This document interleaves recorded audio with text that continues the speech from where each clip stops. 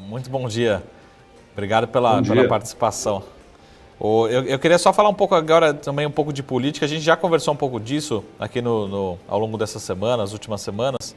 A gente tem eleições municipais em algumas cidades ainda, alguns municípios ainda para acontecer.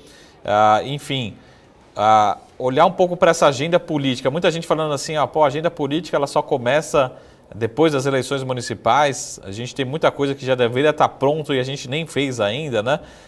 Enfim, PEC, orçamento, a gente está muito atrasado.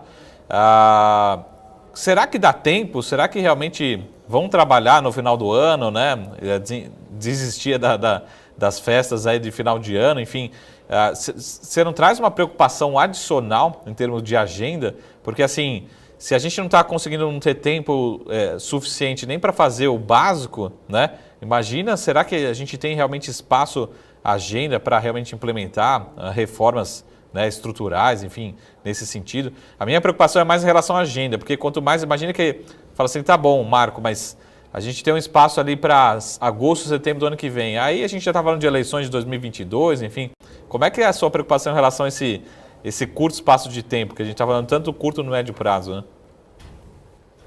Olha, a curto prazo, eu não espero grandes reformas, tá? Pelo contrário, eu acho que é só depois da eleição da Câmara e do Senado que a gente deve retomar uma discussão mais sólida sobre reformas mais relevantes.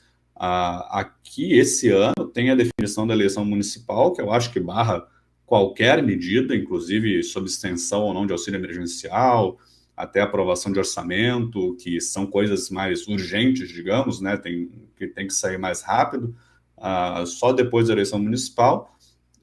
Tem essa janela ali entre a eleição municipal e a eleição da Câmara e do Senado, que vai ter que ter uma aprovação de orçamento, né, você não pode entrar no ano que vem sem ter um orçamento aprovado, nem que isso seja aprovado em plenário, que é o que o Rodrigo Maia, em alguns momentos, tentou fazer, né, para colocar mais sobre a alçada dele, né, a definição desse processo de orçamentário, e também essa prorrogação do auxílio emergencial, porque aí tem um imediatismo até meio político, né, do governo querer iniciar o ano ainda com uma sustentação de renda para as pessoas. Então, se você não conseguir isso, você vai entrar o ano tendo uma perda de renda. Então, tem essa urgência também por parte do governo daí de conseguir achar uma saída dentro do teto dos gastos para encaixar o auxílio emergencial.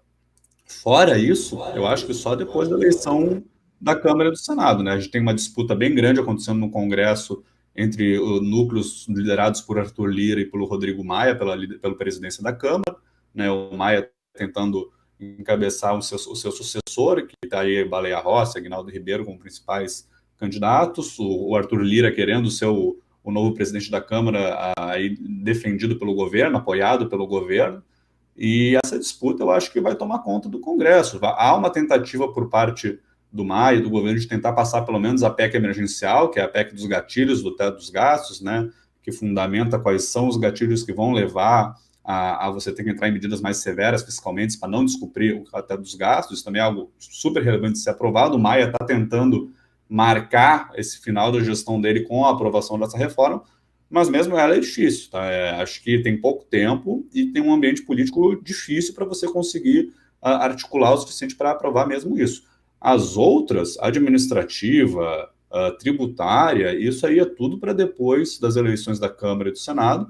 E o que a gente viu nesse ano, principalmente, no ano passado, é uma resistência em você conseguir aprovar uma reforma nos moldes, digamos, propostos pela equipe econômica, que seria aquela reforma mais ideal, né, mais agressiva. A reforma administrativa já está clara que vai ser uma reforma super light, vai pegar medidas suaves apenas sobre os novos servidores, ou seja, o efeito fiscal de curto prazo é nulo, né? Daqui a 10 anos a gente vai estar começando a ver um efeito fiscal maior dela.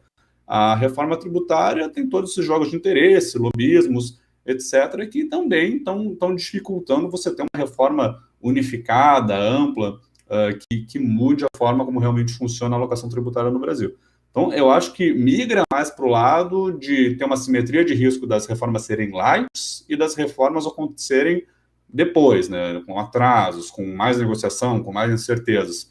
E é justamente esse ambiente que traz o prêmio de risco elevado que o fiscal impõe sobre o Brasil. Mas se até a aprovação de reformas é difícil, se sabe que pode em algum momento vir aí uma iniciativa mais gastadora, né, mais fura-teto, usando a expressão do Paulo Guedes, né, de tentar encaixar alguma coisa driblando o teto dos gastos, muitas vezes por motivações políticas, e isso levar a gente para uma trajetória de insustentabilidade fiscal.